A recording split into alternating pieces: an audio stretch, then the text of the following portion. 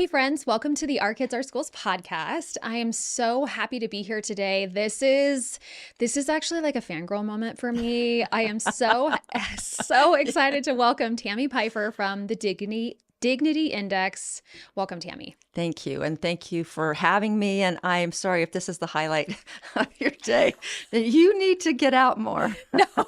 Yes, you do. No. So just a little bit of context for people. I am a PTA member, and last year I went to the National PTA Legislative Conference in Washington, D.C. And that is an opportunity for PTA members to connect with their national lawmakers. And then National PTA also puts on a conference. So we get to, learn. And this was actually the first one I'd ever been to. And so while I'm kind of like meandering and like looking at the schedule, I see this one that like really kind of piques my interest. And I'm like, oh, I wonder what that is. The Dignity Index. Like, And I walk in and there you are standing up there and you like start going. And I was sold. I was like, this is incredible. Also, fun fact, as I like read your last name, I was like, I know a Pyfer. And so I came up to you afterwards and I was like, hey, do you know?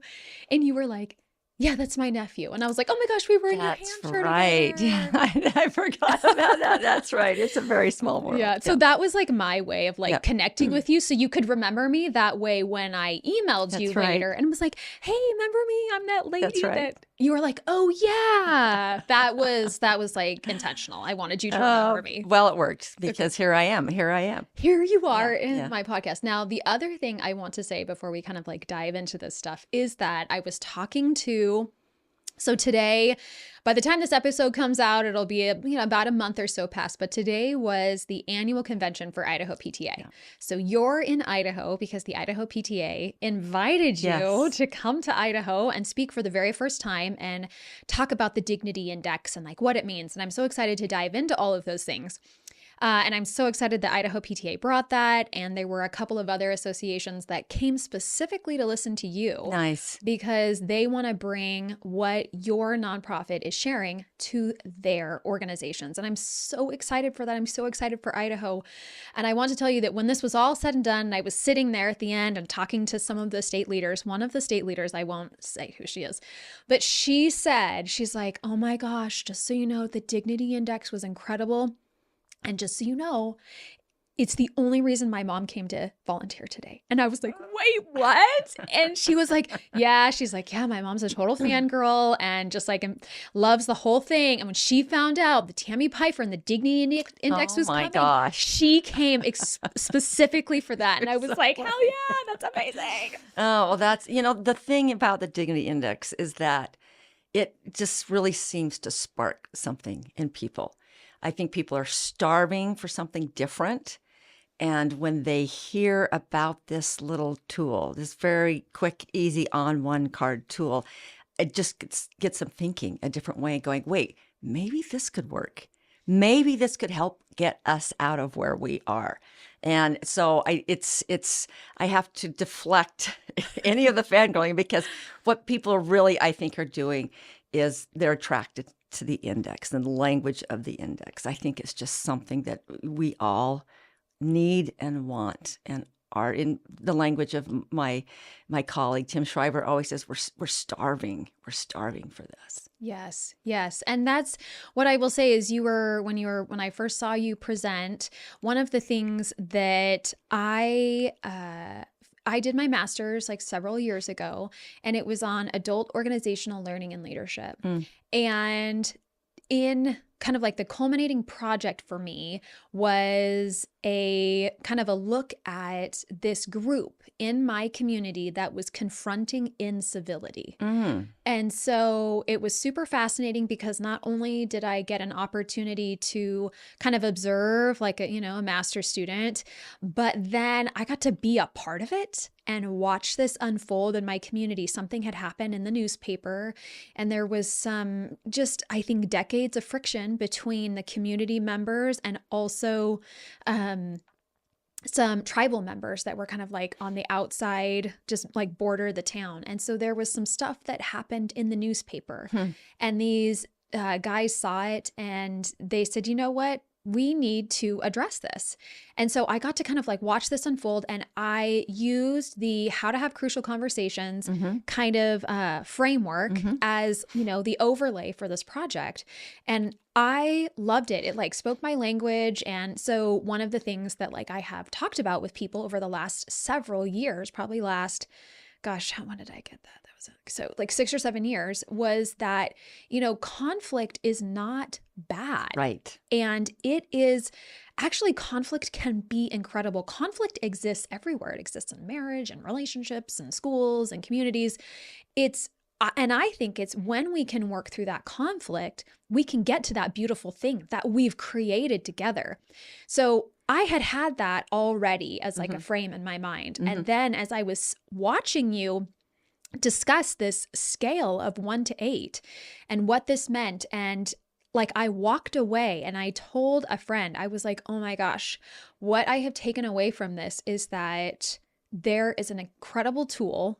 And also it's like it's like putting thoughts and feelings to words. Right. And someone came up to me after convention today and she was like, I realize that I have had contempt for this family member. And she's like, I've never been able to name it. And I finally named it today. And she's like, I now realize that I can work through this thing with my family member because I have this. And I was like, yes, like hallelujah. That is the magic really of the Dignity Index, is that it gives us language to describe.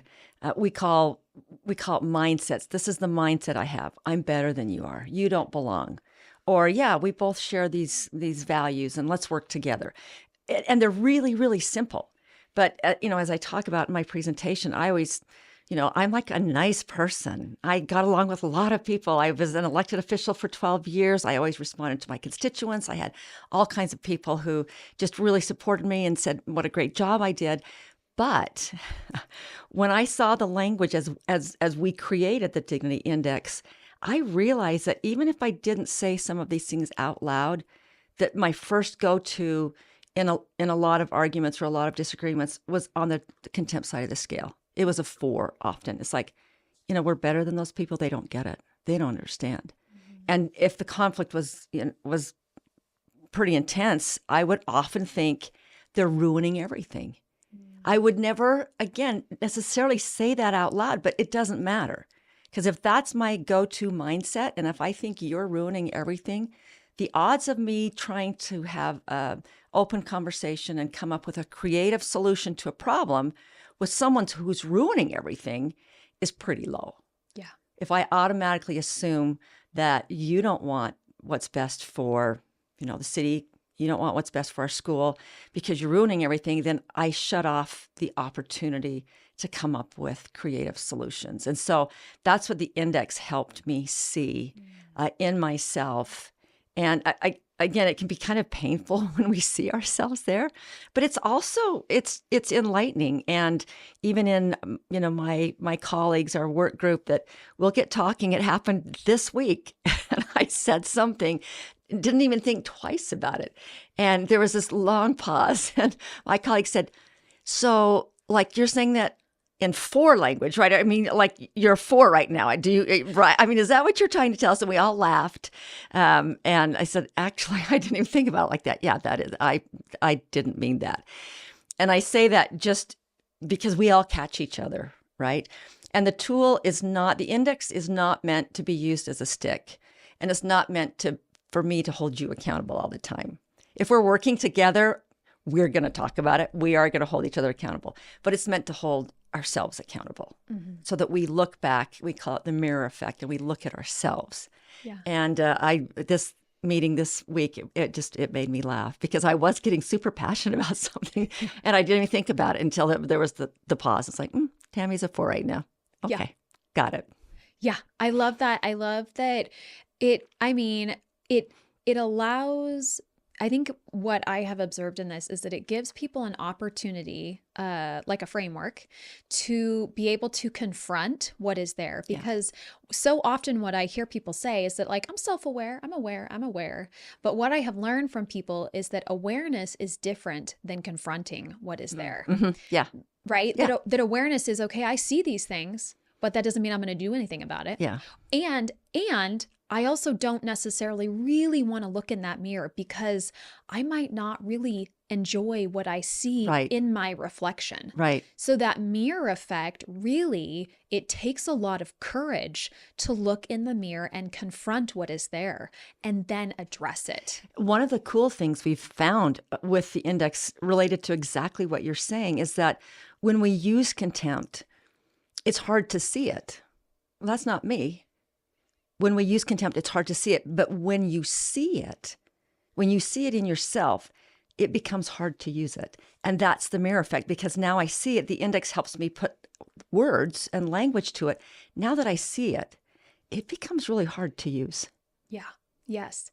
So what I want to do actually is, before we take this deep dive into what the index is, I want to understand how you got here. Because I love a good journey. I love a good story, Tami. I'm sorry. I just really do. I love a good story. And you have had like a really cool background, and you expressed some of that today in your presentation, which I think I think the context like really matters. So I would love to hear what led up to becoming a part of this work. Like, what do you feel like those things were, and like what in your in your life's journey do you feel like were moments that like helped you build on like who you are and like what got you to this point? Well, I'll try not to take too long on some of the early pieces, but I do feel like a lot of my time in my undergraduate and graduate programs in special education helped me put a framework to things like, how do you change behavior?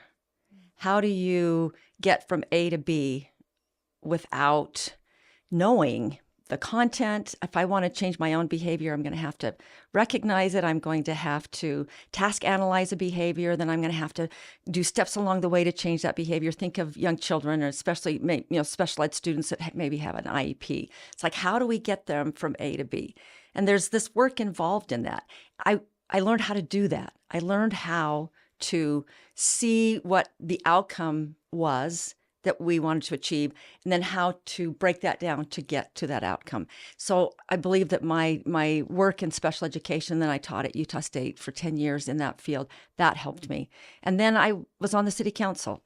There was a problem in our neighborhood, like a lot of people that run for public office. So I'm going to solve that problem. And then you get involved, and it's like, hey, like an average person, a mom with 5 kids at home can make a difference. And I learned the process of planning and zoning in particular, and got involved, and people said, you should run for city council. It's like, oh, I could never do that. I don't like conflict because I hate conflict. I was very conflict avoidant. And they said, no, you've got a knack for this. And so I ran for city council and lost. And then I ran again and won, and ran again and won. And I served 8 years at the local level, and then 4 years on the state school board. But what I found in my city council work was kind of what you described with conflict and problem solving. It was so cool to bring all these pieces together and all these people together and get ideas back and forth and see that, wow, we can make a difference. If I bring people in and I teach them how this works, and we all band together, we can make a difference. That was really exciting for me. And there were some really tough times too. I remember my husband said, you're not the woman I married. He said, I married someone that would flee from any conflict, any contention. You didn't want to get into an argument. You would leave the room if things got heated. And he says, now you're sitting there in front of the council and going, bring it on. We're going to talk about this budget. Why do we go over budget? Okay, let's talk about this. And he said, you were not afraid to bring up these really difficult conversations. And I don't know that I became less afraid. I just had better tools. And then you start to have experiences where you're having success and you're seeing things happen in your community that are good things. And I loved bringing people together to make that happen. Not me necessarily, but, bringing the people together. And then, so I put a lot of stock in those experiences. And then when I was on the state school board, lots of very difficult issues. Wow, a lot of difficult issues. And I learned to see things differently. But then I think the biggest thing that I think has helped me in my work is my time spent with the governor in Utah, Governor Herbert. I was his education policy advisor for 7 years. And his philosophy, really, you see his philosophy in what we do. I'll have to tell you this experience. When I was first hired, the legislative session had just started, and you don't like apply for this job. You get a call. The governor would like to see you. It's like, okay. And so within, a couple of weeks, I'm leaving my university job. I'm in the governor's office. I'm in the executive meeting. There's like 12 of us, and we're talking about legislation. And the governor started to ask us about an education bill. What do you think? What do you think, Tami? I want to hear what Tami thinks. So I told him what I thought, and he said, well, I think differently. I think it's this, blah, blah, blah. And I said, okay, but that's not really how it works, Governor. Like, I'm on the state board, like I've been seeing this up close and personal. This is actually how that works. And he said, well, I disagree. And we started to kind of go back and forth. And I remember looking around the table and people were kind of looking down at their shoes, here's the new girl. And it didn't get like out of hand or anything, but it did get like several exchanges where I'm pushing back, he's pushing back. And when the meeting was over, I remember getting up to go to my office, and the governor said, Tami, I need to see you in my office. I thought, this is the shortest job I have ever had. 2 weeks, 3 weeks, I'm good. And luckily I was commuting to Salt Lake. We hadn't sold our house or anything. And I got in his office and he said, Tami, don't ever stop pushing back on me. He said, if I can't win an argument with you, I don't have a very good argument. And I need to understand these issues. You know things I don't know. I know things you don't know.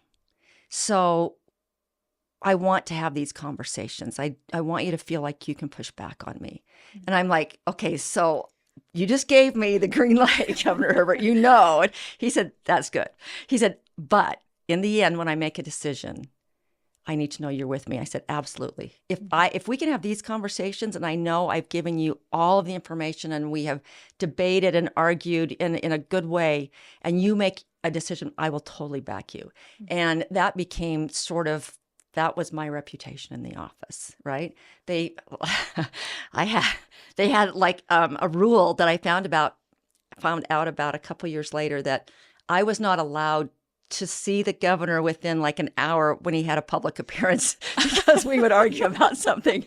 And they said, oh, no, you're not allowed in there, Tami. And I was like, wait, this is real? It's the Tami rule. You are not allowed in the governor's office.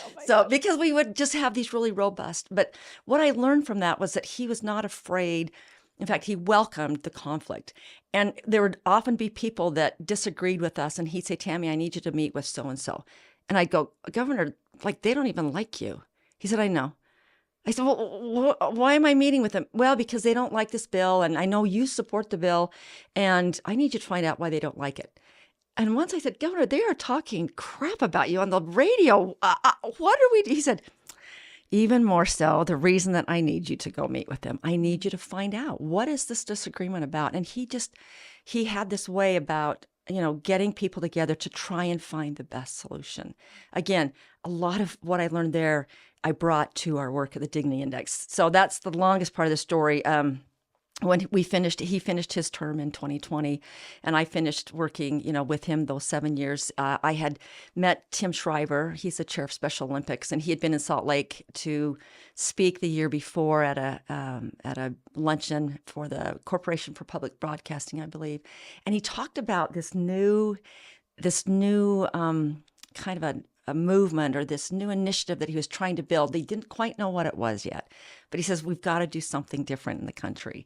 And they were looking to apply some of these social and emotional learning skills, like disagreeing better, being able to disagree without being disagreeable, being able to have conflict resolution skills, being able to work with diverse groups, things that they teach in school. He said, what if we applied that to politics?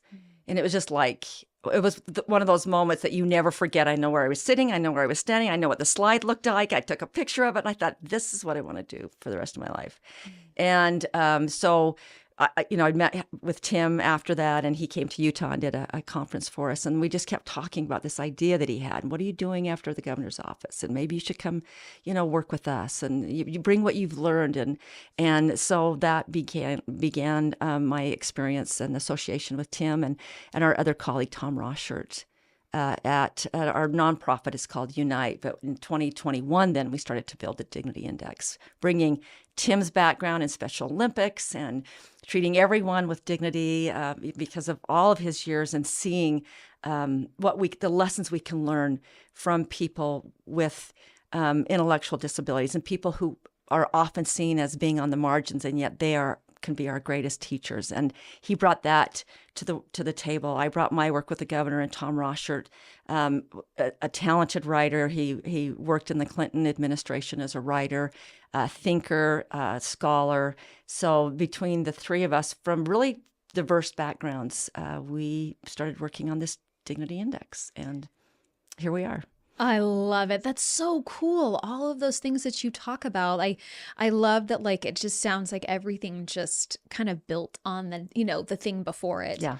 And that someone said to me once, and I really love it, like, what is meant for you will not pass you by. And that happens to resonate with me. And when you talk about being in this place and hearing Tim Shriver speak, and like where you're talking about, like, I know the moment, I remember all the things, that moment, seizing that opportunity, creating that connection with that person, and then building this thing, with the three of you, and knowing that, like, there was something there, and continuing to have those conversations, I just think is so cool. And before, like, again, sorry, one more thing before we kind of like dive into these, this scale of 8 things. There was something that you said today that was so profound to me because, and I heard you say it a year ago, it was part of your presentation then, because it resonates with me being a part of a family that has like different political, backgrounds. And like, I have had an experience recently where I acknowledge that I really do feel like I was trying to engage on, like a 5. Okay, good. Like a 5, and kind of knowing where this person was coming from, but really feeling like this person was offering me like a 1 or a 2. Yeah. And so I think sometimes it's like in this place of family members and politics, I think sometimes there is a fear of re-engaging because people are just like, I mean, I can appreciate that when someone's unkind so many times, it's like, I'm going to pass on that. I don't want to go there, right? Like, I don't want to go there. Right. But the thing that I loved was the picture that you showed of your family. Like, do you mind sharing about that? Yeah. You don't have to give names or anything. Yeah, but no, like, we've got 5 kids, 5 adult kids, and 16 grandkids. I would lose my grandma card if I didn't tell you I have 16 grandkids now. But we have 5 adult kids. They're all married, and they belong or associate to 5 different political parties. We've got a Republican, an independent, Democrat, Democratic Socialist, and a Libertarian. And as I had mentioned earlier, it's like I always thought that was a parenting win. It was kind of fun to see, and we would have Thanksgiving or whatever, and everyone would say, no, that's not it. And we would have these really robust discussions that, because of what's surrounding us in society, turned toxic. And, kind of 2015, 16, 17, people have watched that kind of happen over the last decade. It's been about a decade. And all of a sudden, it's not fun anymore. And it's not, those robust discussions just don't happen at all. In fact, politics is off the table for a lot of families. And we've had a couple of years where it is off the table. Let's not talk about it.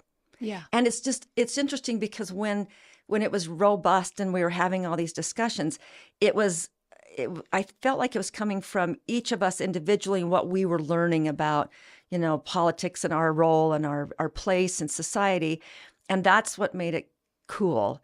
And then in the last decade, I feel like it's the outside forces, not not us discovering and experiencing who we want to be, but it's the outside society telling us, oh, no, actually, this is who you are. If you're a Republican, this is who you are. If you're a Democrat, this is who you are. And those labels that are being put on us from outside forces is what we are now seeing. We see it everywhere. It's the first question I'm going to try and get answered. I might not ask you outright, but I want to find out whose side you're on, right? That's what society is telling us.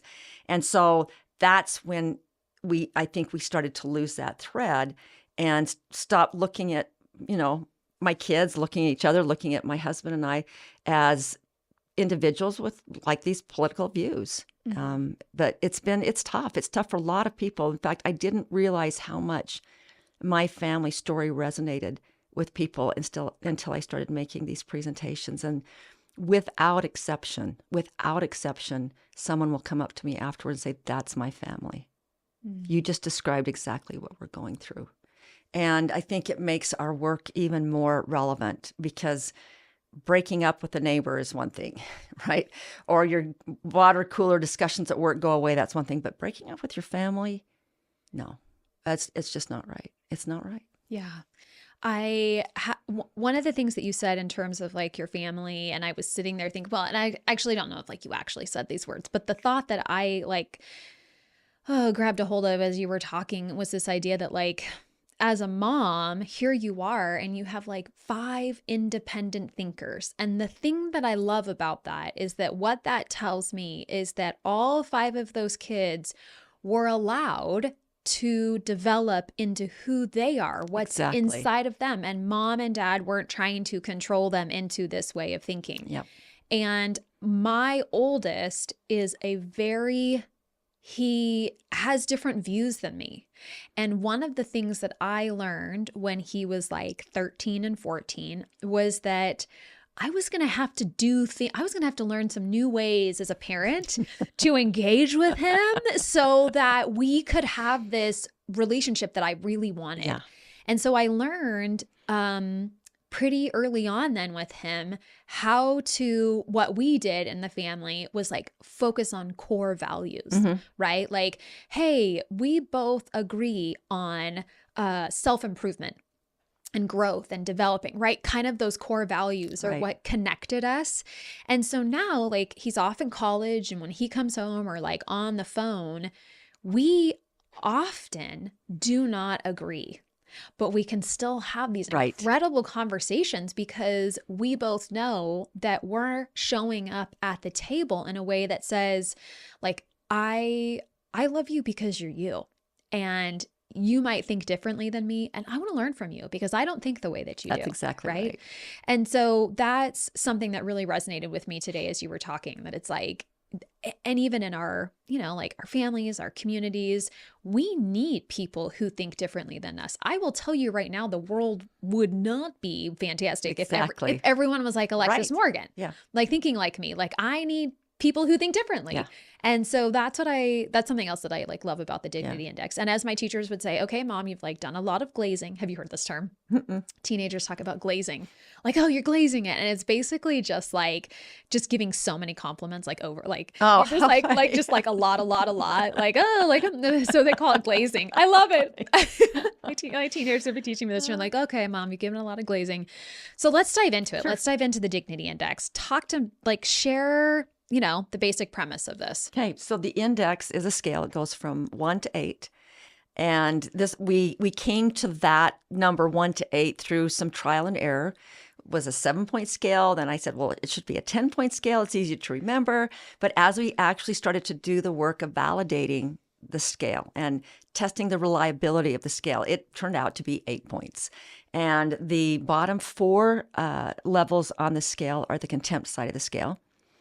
The top 4 levels are the dignity side of the scale. And what the scale does, the index measures the language that we use.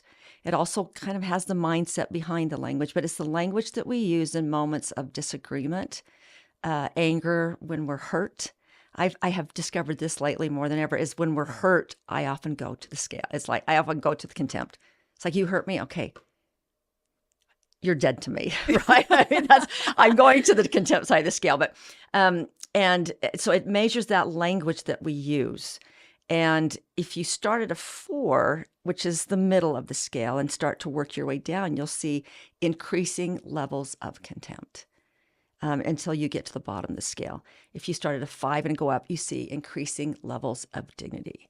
Our tagline for the index is that we want to ease divisions, prevent violence, and solve problems. That's the whole purpose of this, is to ease our divisions. And as we started to develop the scale, it's like, well, not only does this ease divisions, but this is a problem-solving tool. This is a conflict resolution tool. And when you can do this, you are going to prevent the violence that we are seeing crop up more and more often with the political violence and the political rhetoric. So that's kind of the basic of the scale. I'm happy to walk through each of the steps if you want. Tell me what you'd like to hear. Yeah. So first, tell me, what does contempt mean and what does dignity mean? Okay. So we built the first foundations of the index on we looked a lot at 2 authors we had read, Dr. Arthur Brooks, who had written a book called Love Your Enemies. This, I think, was in 2019, and wrote about polarization. But he really honed in on contempt. It's the contempt. It's not that we disagree. It's that we hate people we disagree with. We treat them with contempt. And that is saying, I'm better than you. I know better than you. I'm smarter than you. You don't get it. You don't belong. I do. That's contempt. We look down on people. Fun fact, Arthur Brooks came to Boise Nice. in like 21, 22, and he went to Boise State and was at the Morrison Center, and that auditorium was filled. Oh, yeah. And it was like an hour-long presentation, and I could have listened to him longer, but he was essentially, that was like one of the things, what you're talking His about. message. Yeah, that's what he spoke about. Yeah. So anyway, sorry. And it makes so much sense when you hear it, though, right? And again, when we use contempt, we don't think we're doing it. We think it's everyone else. But then you start to learn about it. It's like, oh, crap, that is me. Yeah. So that's the contempt definition. Dignity, on the very opposite end of the scale. We read the work of Dr. Donna Hicks. So she's an international conflict resolution specialist who spent 2.5 decades working all over the world. She worked in Northern Ireland and South Africa. She worked with Bishop Desmond Tutu. She was solving conflict, mediating these really intractable problems with groups that hated each other. And Bishop Tutu asked her once, "What have you learned? What's the key to this?" And she said, "It's dignity. It's dignity. And what you're seeing is what happens when people's dignity is violated." And he asked her to write a book about it. She did, and Bishop Tutu wrote the foreword to the book. But it's all about dignity. And so we started to look at, well, if contempt is, increasing the polarization, and Donna learned how to solve these terrible problems with dignity, that's the scale. That's what we should be measuring in our speech. And I always bring up the mindset behind the speech, but it's contempt then all the way to dignity. So I know that I heard you say part of this, and I don't know if I've pieced this together and things that I've heard from you or whatnot, but when I am talking about this idea of dignity, and I've heard people say like, well, I don't respect their their perspective. And so it's this, for me, it's respect is earned, dignity is offered. That's right. Dignity is inherent. So different religions have language that talk about the inherent or divine worth of individuals. Non-religious entities, we talk about just that you're a human being, so you have inherent worth because you're sharing the planet with me. And you have dignity. I can't give it to you. I can't take it away from you. You have it. I cannot treat you with dignity, but you're not born with inherent respect. That's not a given. People earn the respect of others. And so there is a difference there, just like we also talk about civility versus dignity, right? That's a different level. And we think dignity is just the highest level of treating people with that humanity that they are born with, that they come to this planet with. And that is something that I know in my community recently, there has been this little bit of, well, I think a lot of conflict. And what is interesting to me is that, like, right now, they have yet to have people sit down at the table to have this conversation, because what has been observed in the news is almost this perspective of, well, the people who made these particular choices to begin with, they must not love kids. They must, Right. right? Kind of this demonizing, this contempt towards them. And it's like, no, that's not true. They just, and so, the opposite side then, in a very, I wouldn't even say the opposite side, a group of people who wanted to express that they wanted to show dignity towards the students, went to a place of, well, everyone is welcome. That's right? right. Wanting to show that we all, in the language that I use, is that we all have value, and our flaws do not diminish our value. And so I do have flaws. Wait, stop. Yeah, what? I'm done. I have flaws, and so for example, I'm going to go back to my son. What he and I have done together is that he has, like in our boundaries and working together, all those things, is that he knows that even in my flaws, we can show up, because ultimately I do want to offer him dignity, because I do value him and I do see him as a human being. And so, like, I remember I was sitting across from my husband's uncle, like, somewhat recently, and he was like, he and I have some similar political perspectives, and we have some very different ones. And he looked at me and asked me what, for him, I felt like was such a sincere and hard thing to ask, because he knew I was probably not going to say what he agreed with. But he was curious and he wanted to know my perspective. And I was like, wow, I actually really respect someone who is curious and wants to offer, like, that's how, in my mind, like, that's one way that I feel like I engage with, the concept of respect. Yeah. Anyways, all of that to say that I think that there is this, for me, to your point, we all have inherent value. And I don't agree with a lot of things, but that doesn't mean I don't treat someone like a human being. Right. And Alexis, we're at a disadvantage right now in this time, because we can have this conversation, you can have it with your husband's uncle, and we can have these sincere questions, but the environment surrounding us, Arthur Brooks calls it the industrial outrage complex. The outrage industrial complex. Sorry, I didn't get that right. The outrage industrial complex, which is media, traditional social media. People are trying to get us to hate each other, because there are people and systems making a lot of money off of us hating each other. So we can be struggling the best we can to not go there and to be open and have these conversations. And yet we're surrounded by forces and media and context that's telling us how horrible you are. And it's really hard to completely shut ourselves off from that.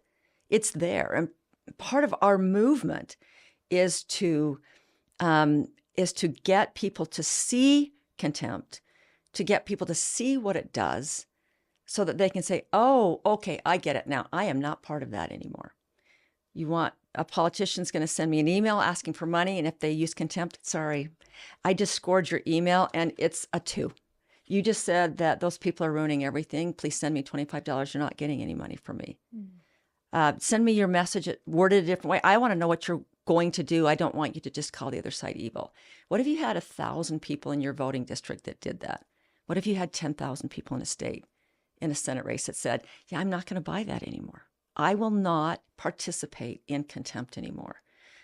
So we want to shift the culture by developing constituencies, and not just political, but constituencies that don't tune into that podcast anymore, because all they do in this podcast is talk about how evil the other side is. I'm not going to watch that television show anymore. I am not going to subscribe to this newsletter anymore, because I'm tired of contempt. It's a huge, ambitious dream, but it can happen. And it starts with smaller subcultures, is what we like to think of it. What if all the PTA ladies in Idaho, and then all the PTA ladies and dads, I shouldn't leave the men out, in Utah, what if PTA were the driving force? And they said, we're done with contempt. We're not going to support this. And I'm going to pledge to not be part of that system. And in my subculture of PTA, or my subculture of public education, or my subculture of whatever the subculture, your work environment, I've got these people around me, and we've decided we're not part of that anymore. And then you start to see people on social media, and you see our 5,000 subscribers on YouTube. Note, shameless plugging that we need more than that. But you start to see the movement grow, and then you realize you're part of a movement, and you are making a difference. And you start to have politicians speak to you differently. You start to have podcasters speak to you differently, and start to try to win your votes with dignity and not contempt. And that's how you start to shift the larger culture, is by shifting those smaller cultures. Okay, I'm in. Like, I can be your person for Idaho. Thank you. Done. Yeah. So let's go into the scale a little bit. Yeah. Tell me about the scale. So did I get all the, let me just try and go each of the steps. Yeah, please. There? Okay. No, you haven't done Sorry, that yet. I get really passionate about this stuff. So a 4 is the first step into contempt. And I want to say, because sometimes I word this wrong just because I'm in the moment. We don't score people, but we score language. It's such an important distinction to make. In my, what I said earlier, like when we're in our work meetings and I say something, it's like, oh, Tami, you're being a 4. What they mean is you're using 4 language, right? But it's with my close friends, and we get it. But we don't score people, we score speech. Because at any given moment, we watched a political speech from last week. From a very popular politician. He was a 2, and then he was a 7, and then he was a 5. We can be anywhere on that scale in any conversation at any time. So we score language and not people. So at a 4, the language that we're using, the mindset behind it is, we're better than those people. You don't belong. They're not one of us. And think about instances where you have felt like you don't belong. That is one of my really difficult things that I'm trying to overcome, is this feeling that I don't belong. And when people intentionally make you feel like you don't belong, it's so hurtful. And when we do that to other groups, it's like, you don't belong here. We're better than you. That's a 4. That's the first step into contempt. That's the most common contempt score that we see kind of in an everyday situation. And that's the one where people just don't realize they're doing it. Is that an us versus them, or okay? Yeah, yeah. It's the beginning of us versus them. It's like, we're better than you, so we're not explicitly saying us versus them, but we're better than you. So I don't really need to talk to you. 3 is when you're starting to say, yeah, it's us versus them. Okay, we're better than you. We're the good people. You're the bad people. It really is us versus them when you get to the 3, and then when you get to a 2, it's not us versus them. It's us or them. Not only are we the good people and you're the bad people, but you're evil. And you're going to ruin everything. You're going to destroy this country if we let you. You're going to destroy public education. You're destroying my community. When we started scoring fundraising emails 2 years ago, it was almost verbatim, no matter which side you are looking at, they're ruining the country.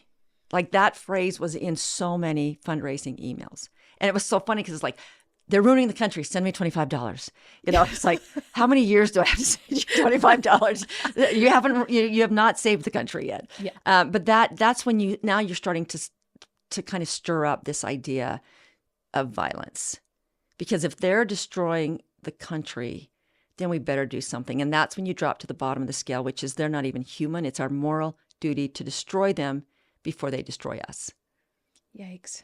And we see this language. We saw it last year. We scored the presidential races. And I loved that. I was like, I'm telling you right now. And one of the things that I loved about it was that it was across the board. Yeah, it's across the board. Yeah, people, and that's, again, when you use contempt, you don't see it.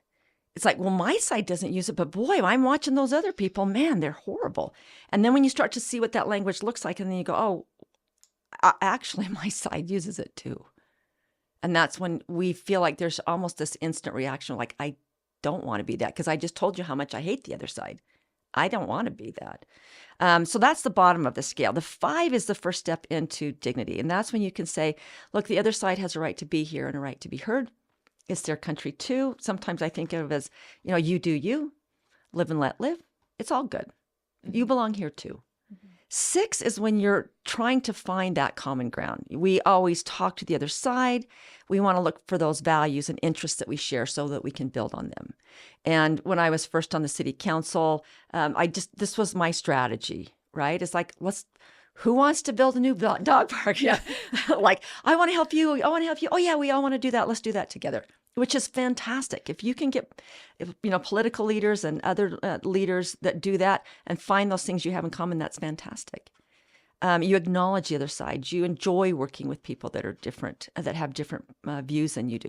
A 7, though, takes it up another level, which is not only do I want to work with people that think like me, but I'm going to really look for those people that don't think like I do. I want to find out why we think so differently on an issue. And it's not necessarily how on earth can you think so differently, but tell me why you think so differently.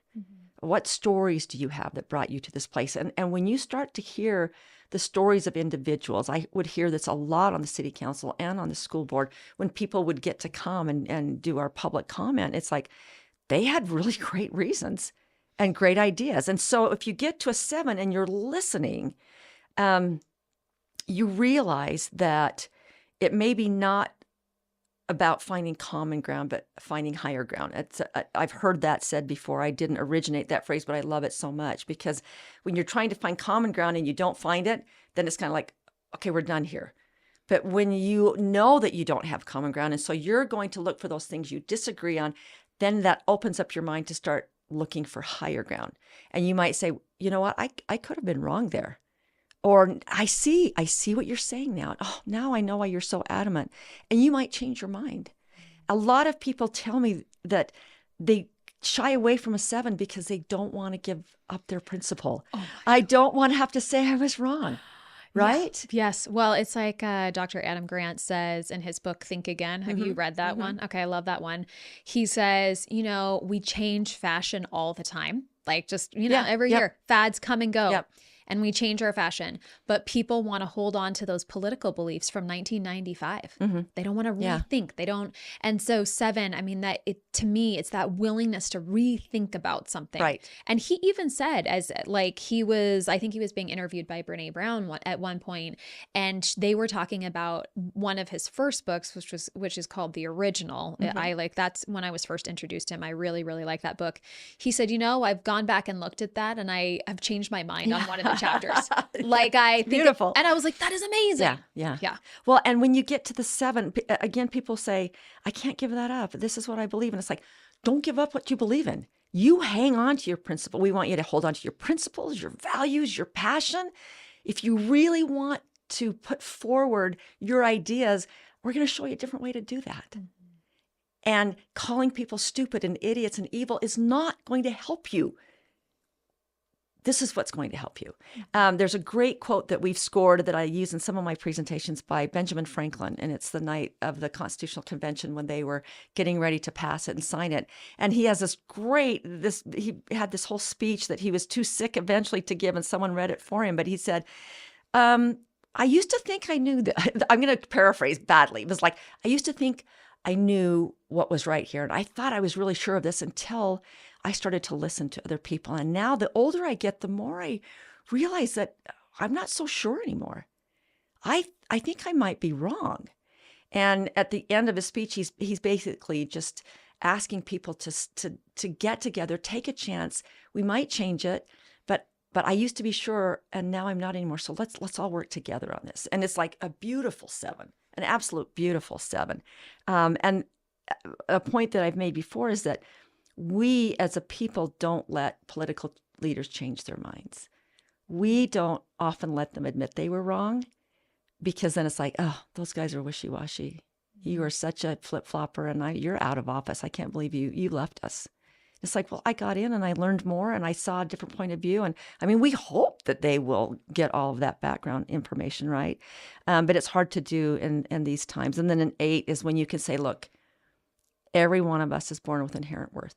So we treat everyone with dignity, no matter what. No matter what you've done. There's a beautiful quote by Bishop Tutu in his book on forgiving that said, look, I have talked with former police officers who have admitted inflicting the cruelest torture. I have visited with child soldiers that have committed acts of depravity. But in them, when I look at them, I see a little bit of myself. I see a mirror of my own humanity in them.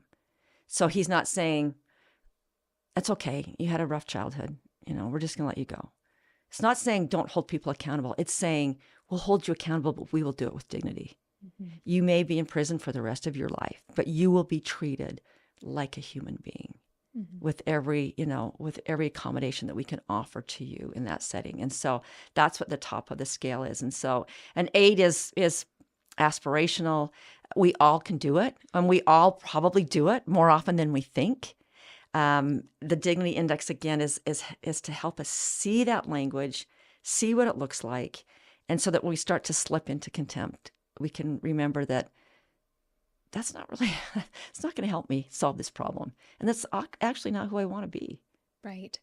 So I used to serve on the school board up in the Lewiston, so it's 5 hours north of here. And before I was on the school board had attempted to pass a bond 3 times. And to me, this is like where the dignity index comes in big time in our school community. I mean, so many different places, but here's one in particular. And they had lost 3 times within, I think I'm going to get this wrong, like 10, 12 years. It really stung. And the second and third time in particular that they ran that bond, there was an opposition to that bond. And there were a lot of people who were a no. And so it failed. And in Idaho, you have to have a supermajority to pass. And so what they did in that moment after they lost that third time was they said, we need to understand why people are voting no. So they created this committee, and they invited people on that committee who had voted no.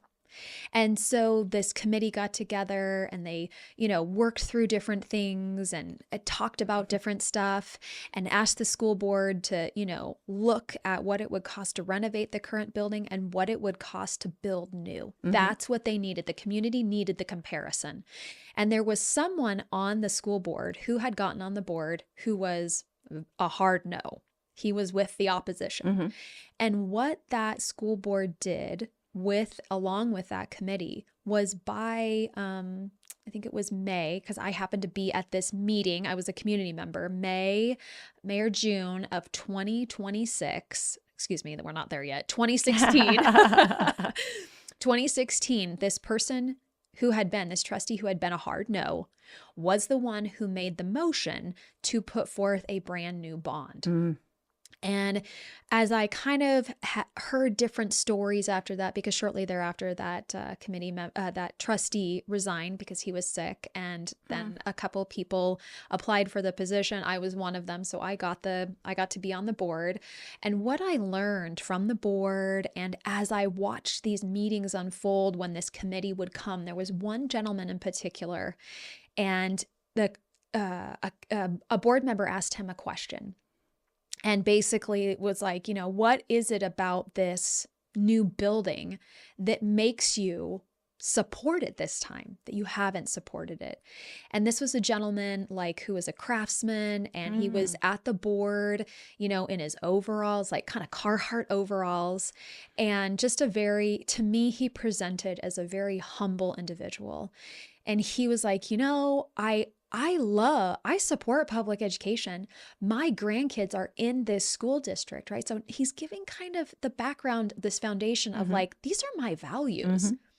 I didn't feel like the proposal from the board really captured the entire community and what we needed here in Lewiston. And so the reason I support it now is because we have a career technical The center, CTE the center, CTE, and yeah. it was regional. And he talked about how it wasn't just going to help kids there, it was going to help kids regionally.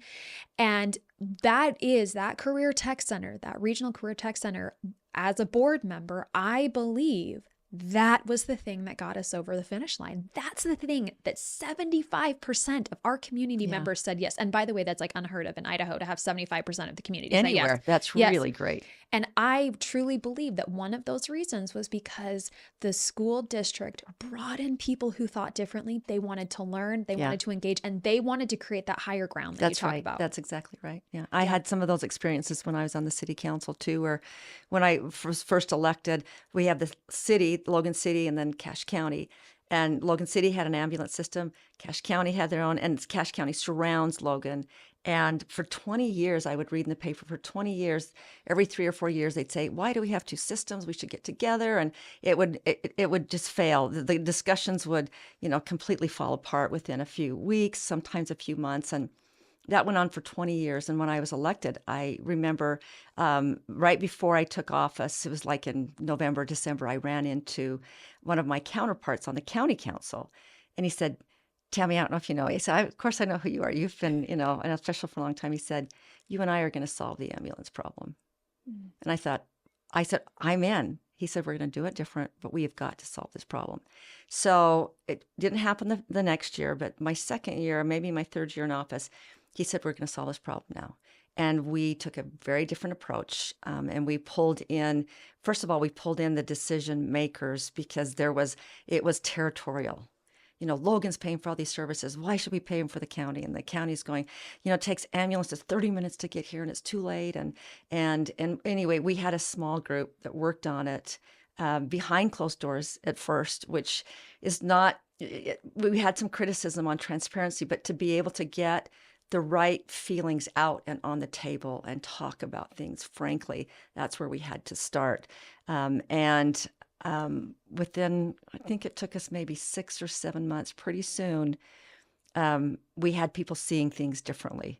And Logan City, which I was on, it was like, I feel for the county, and the county officials went, I get what you mean about feeling like you're always shouldering all of the cost. And so we ended up with a beautiful countywide ambulance system that was in place for 10 solid years.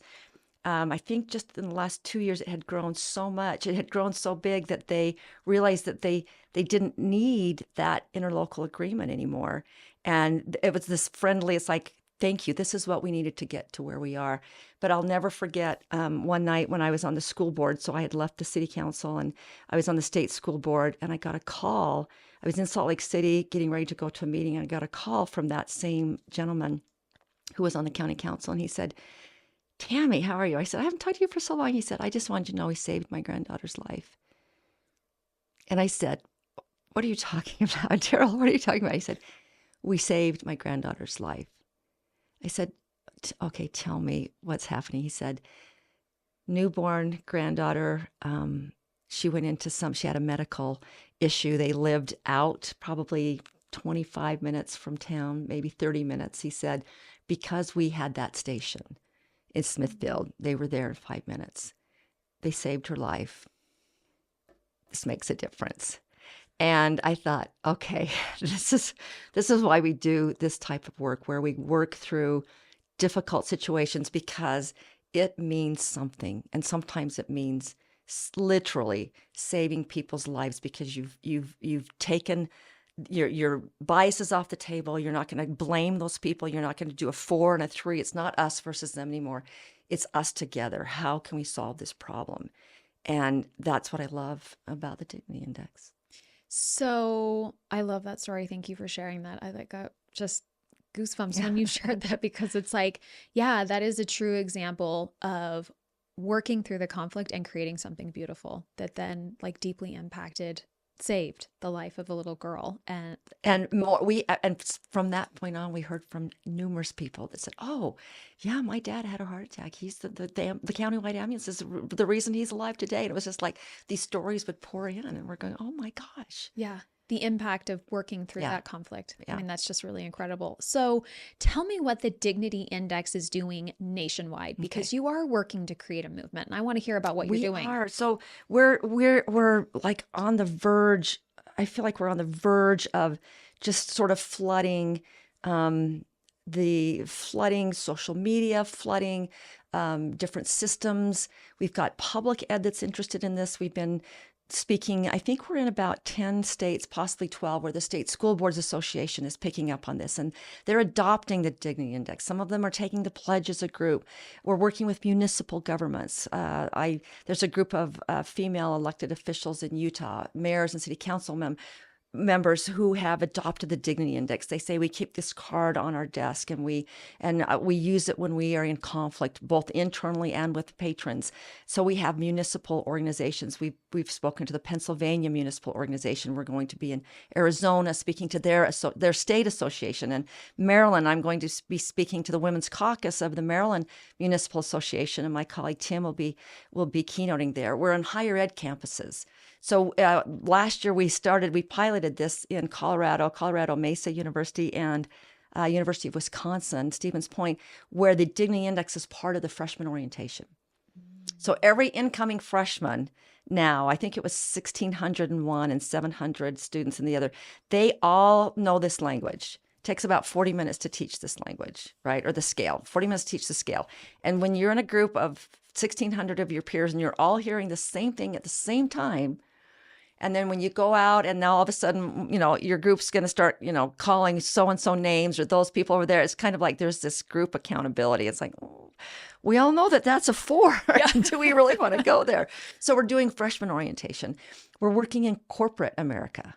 So we've got some contracts now with very large corporations who want dignity to be their corporate culture. Mm-hmm. So this is completely out of the political range. The school boards and higher ed and the corporate and businesses, they just want their employees to feel like they work in a place where they're valued, where they're treated with dignity, and where they solve problems together.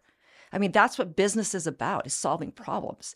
And when you can have better recruitment and retention of employees because they feel like they're part of a bigger plan and a bigger success, and they can work on difficult issues without the toxic polarization, even within their corporate structure, they like working there and they're more productive. And so we are in several businesses right now teaching about the Dignity Index.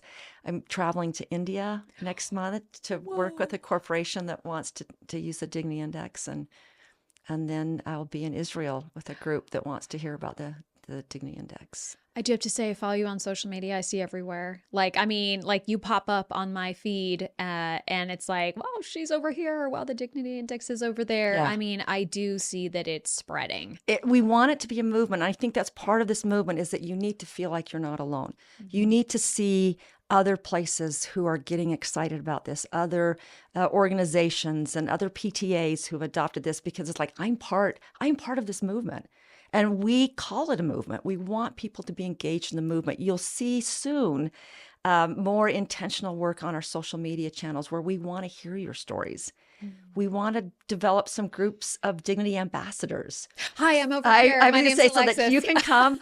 We'll bring you to Salt Lake. We'll train you. We want to have boot camps and have you trained to be able to go into your area, your subculture. We've got this wonderful group of women in Illinois who, they are the American Association of University Women, AAUW. I know because my grandmother belonged to that group. And they just organically found out about the index, and they've been using it for like a year and a half. And they've trained all of their members throughout the state on the Dignity Index. This is a subculture. This is what we're talking about. We have religious organizations and different church groups have picked up the index, and they want to use it in their congregations. So that's the movement. We want people to be a part of the movement. We want you to sign up for our newsletter and read about the movement so that you can see you're part of something big and get ideas from other people. Here's what they're doing in Idaho with the PTA. Oh, we could do that here.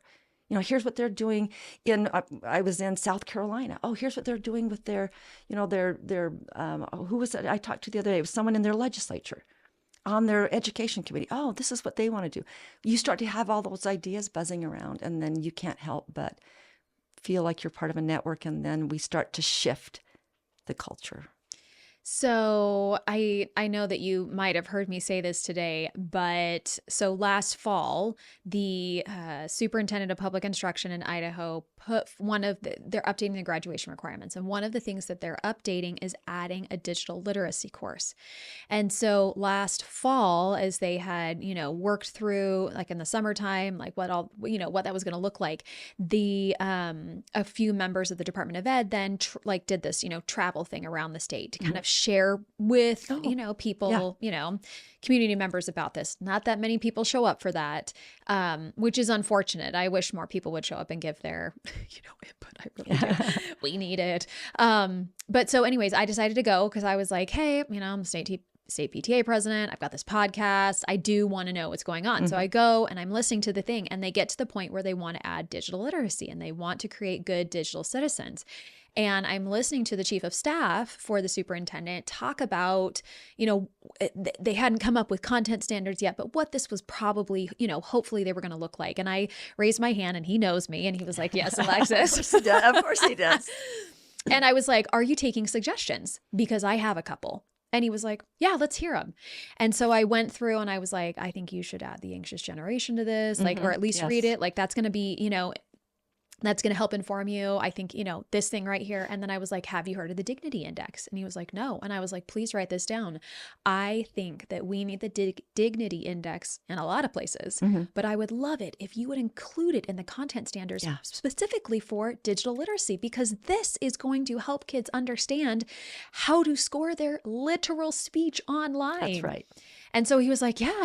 And so anyways, I followed up like with an email and stuff. I was like, hey, by the way, Greg, like, here we go. That's perfect. Take it. And but I think something that's important for people to understand is that there is value in being persistent.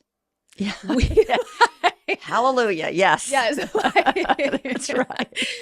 I know that just because I said it once to them in a traveling meeting and I saw them take notes and I sent my email, that does not mean that it's going to get included. I have to follow up for me, in a respectful way. I want to be respectful because I want them to take this seriously, right? And so this is like, when I think about like, what can we do in our local communities? This is like one of those things like you talk about, like join the movement.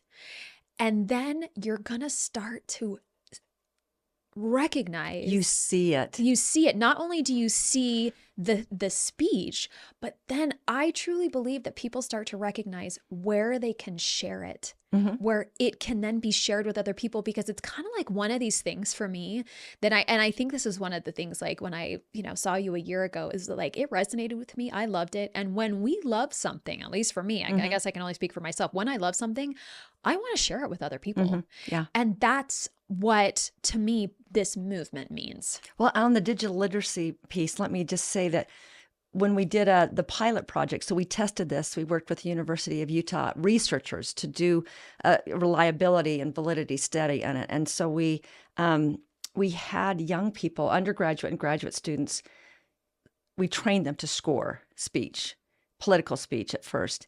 And within a day or two after the training started, they would come back in and say, oh, I had to take down one of my posts yesterday.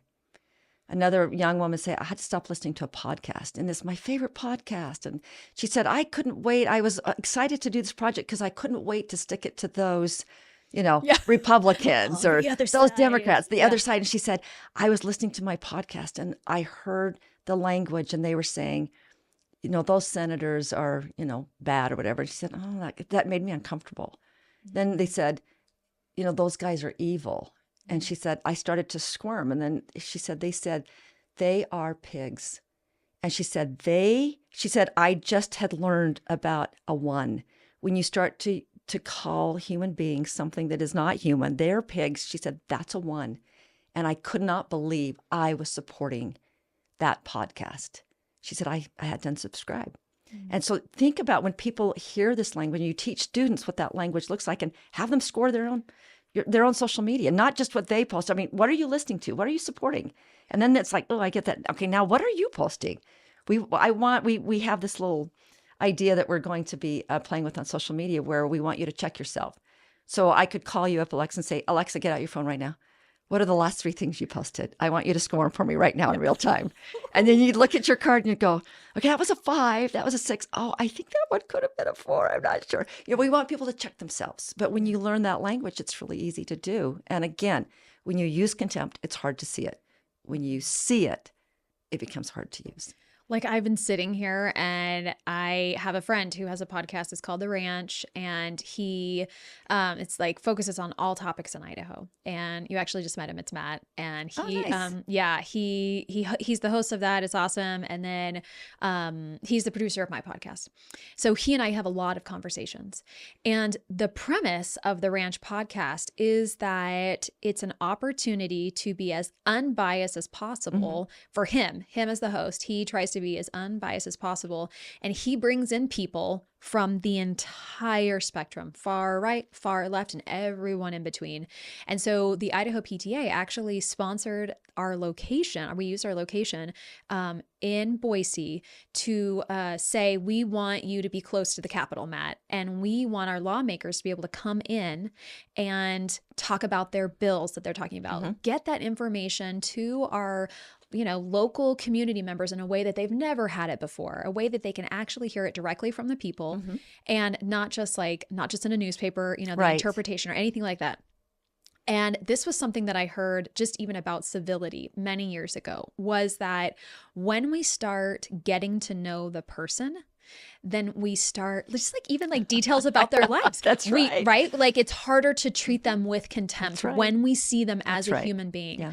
And so what was super interesting was that, oh, sure, there's always going to be haters online, right? Sometimes he would share something that was more right. And then the left would go, well, you haven't even shared the left perspective yet. And he's like, yo, dude, give me a second. I'm only one person. But what was interesting for me was that as Matt and I were having these conversations, there would be some times where I'd get really, worked up over a political thing kind of. And regardless of if he agreed with me or not, he'd be like, yo, Lex, take a beat. And what was interesting was there was one person in particular I'll never forget he had on his show. And it's someone that I have gotten really frustrated with, politically, seeing this individual's decisions, just raises my blood pressure, I feel hot. I feel hot. And he released a clip of this person. And I did not even agree with this person's sentiment in the clip, but the way that this person was simply expressing their perspective, I was like, whoa, I see this person differently today than I have for the last 5 years. And that to me was super profound. And to me, that is the beauty of the Dignity Index. And when we do workshops, we actually have people practice. We give you a scenario and we say, okay, group number 1, you're going to give me a 3 response. And that's easy because we all come up with, you guys are stupid, you're idiots. Okay, you guys are going to tell me a 5 response. How would you handle this if you wanted to score a 5? And then you have to start thinking about how would I put forward my position with 5 language. And then the tough ones, you guys are 7s. How would you respond to this conflict at a 7? And then people talk about it, they work through it, and they figure out ways to say what they mean and hold someone accountable. But they do it with dignity language, with 7 language, or with 5 language. And you can't always be an 8. Sometimes it's just not even appropriate. Sometimes the 5 is as good as you can get, and that's okay. 6 is better. Depending on the conflict, 7's fantastic. But we have people practice, and once you start practicing, it becomes easier to do. And I love what you said about when you see people differently, because then you're kind of seeing that humanity, which is the 8, right? And then when you see that, it's like, maybe there's a better way. I can disagree with you. Yeah, I love that. So now at the end of every conversation, we do a takeaway thing. A friend was like, Alexis, I listened to this podcast, and when you start yours, you really should do this. I love this idea. And so this is the premise. I mean, that's like the idea that at the end of the conversation, each one of us are going to take away something from what we've like from the conversation. Like, what are we taking away from the conversation? I usually go first because sometimes my guests are like, okay, Lex, Please go first. I need to see you in action. I need to see you in action. So one thing that you said in this conversation has really struck me, which is not just, it's like, I've known the Dignity Index for, a little over a year now. I love it. And I've started, to like, I feel like I've started to incorporate these things, and the language resonates with me. And something that you said in this conversation was something that I think I have observed and I've tried, but you put it into words, which was, yeah, we see this and we act, like the goal is to, judge the speech and ourselves, and we're going to see it in others.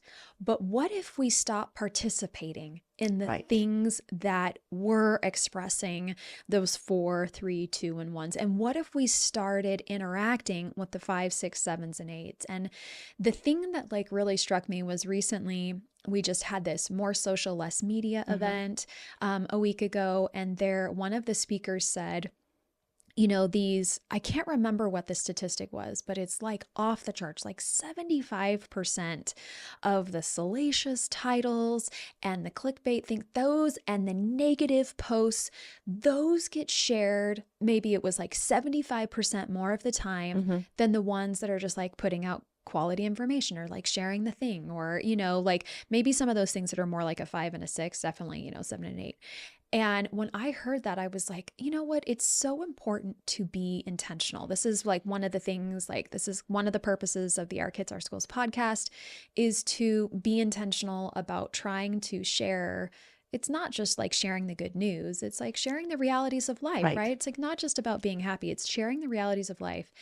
And like when you said that, I was like, yeah, that's the thing. Like for me, that's like the next step is I don't want to engage with those types of things, because then that means in some level for me that I'm supporting it. And I want to support the news entities or the podcasts or the individuals or the people in my community who are working to bring people together, to work through that conflict, to create that beautiful thing. That's what I want to spend my time doing. And that has to be intentional work. Yeah. That's what I'm taking away from this And I love that. And just a quick comment on that. We do ask people to challenge contempt. Sometimes people say, you just want everybody to be nice and just ignore and all that. They're bad. So I'm going to turn. And it's no. We need you to challenge contempt.